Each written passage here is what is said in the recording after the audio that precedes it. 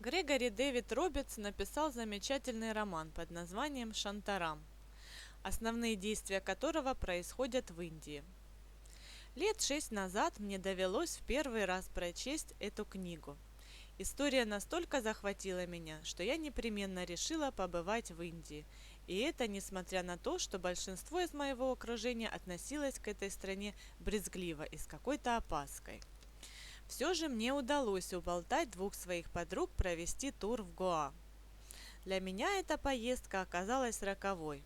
Кроме того, что мы замечательно провели эти 2 недели, судьба свела меня с моим будущим мужем. Совершенно случайно. А может, вся наша жизнь состоит из случайностей? Как-нибудь расскажу об этом в ближайшем видео. Так вот, вернемся к книге.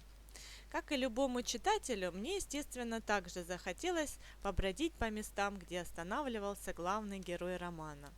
Как оказалось, мой муж, работавший когда-то в городе Мумбаи, тоже очень любил свободное от работы время прогуливаться по набережной, любоваться воротами Индии, вдыхать свежий морской воздух. Он смотрел на многочисленные парочки и мечтал о том, что встретит свою любовь и так же, как они, однажды приведет ее сюда. Однако в кафе «Леопольд» мы попали спустя годы. В этот день мы поехали в Мумбаи за покупками. Очень устали, но Парам настоял на том, что очень-очень хочет побывать в одном ресторане, что всегда мечтал прийти поужинать туда только со своей семьей, что, мол, это какое-то культовое заведение, где побывать нам просто необходимо.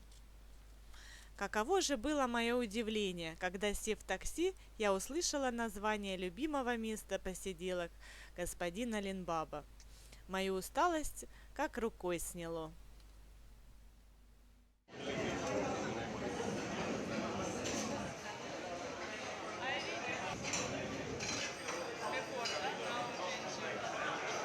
Вот мы пришли в ресторан «Леопольда». Парам давно мечтал посетить это место. Оказывается, оно очень популярное. Парам мечтал. Вот сегодня осуществится его мечта, он выпьет пиво с нами в этом ресторане. Больше ничего мы здесь, походу, заказывать не будем. Вообще цены, я так посмотрела, здесь нормальные, адекватные, как и везде. Очень много здесь туристов. Вот вы можете увидеть там много блондинов. В общем, это место популярное среди туристов и среди туристов.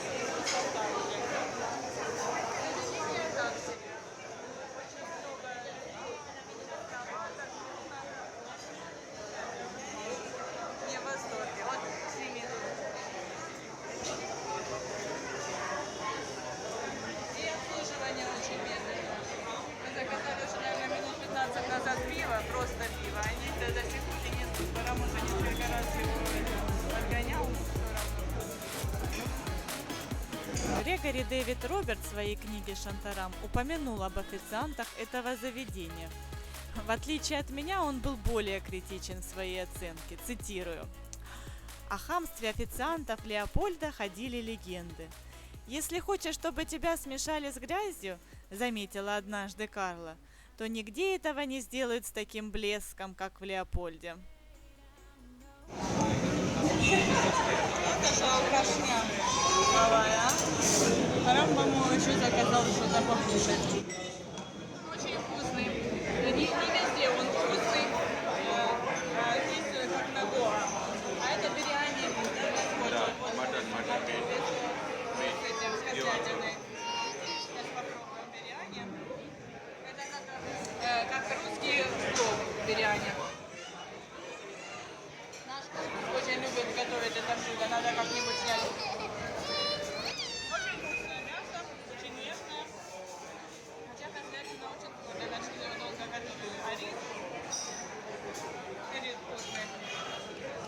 Вкусно. И готовят очень вкусные торты, пирожные, сладости. Вот мы заказали попробовать. Очень вкусно. Вот этот вот я попробовала. Что-то тут даже порошок. Но я не знаю, что это такое. Сейчас еще вот этот тортик попробую. Да, правда, очень вкусно. Советую. Но мне вот это вот даже больше понравилось. Как вот такие подобные торты мы уже ели, а вот такую сладость я первый раз ем. съем. И Артуру тоже понравилось. Тут положили сверху фрукты, папайя, манго, вишенка какая-то.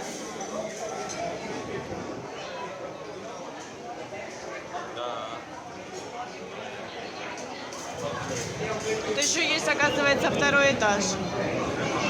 Там второй этаж с кондиционером. На втором этаже цены на еду немножко дороже из-за того, что кондиционер. Мы там не были.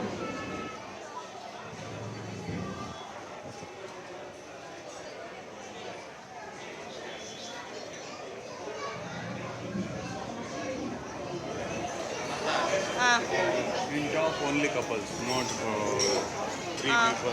Not На втором этаже только пары могут посещать второй этаж. Интересно, что ресторан «Леопольд» несколько изменился со времен, описанных в романе. Цитирую. Он был самым большим рестораном в Калабе и одним из самых больших во всем городе. В прямоугольном зале первого этажа могли бы поместиться 4 других обычного размера. 2 металлические двери вели к деревянным аркам, откуда открывалась панорама улицы Казуэй, самой оживленной и живописной в этом районе. На втором этаже находился более интимный бар с кондиционерами. Его подпирали массивные колонны, разделявшие нижний зал на несколько частей, примерно равных по величине. Вокруг колонн были расставлены столики. К колоннам, так же как и к стенам, было прикреплено множество зеркал, давая посетителям возможность наблюдать за другими украдкой, а то и в открытую. Здесь торговали не только наркотиками, валютой, паспортами, золотом и сексом, но и менее осязаемым товаром, назначениями, протекциями, контрактами, сферами влияния. Это была целая система подкупа, игравшая важную роль в развитии индийского бизнеса. Леопольд был неофициальной зоной свободной торговли. Полицейский участок старательно закрывал на это глаза.